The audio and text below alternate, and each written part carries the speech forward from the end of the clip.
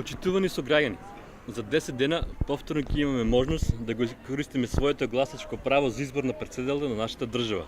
Ве повикуваме заеднички, уште поубедливо да ја потврдиме победата на Стево Пендаровски од првиот круг.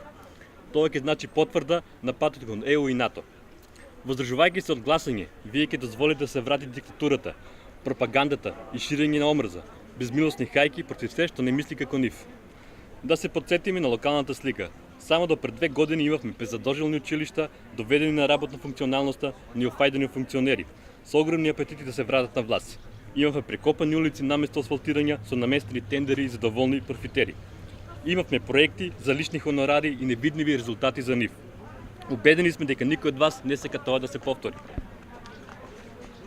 Затоа да не дозволиме да се врати една таква гарнитура, полна со омрза, кон се што не е нивно и желна жестоко да се одмазди само што не е на власт.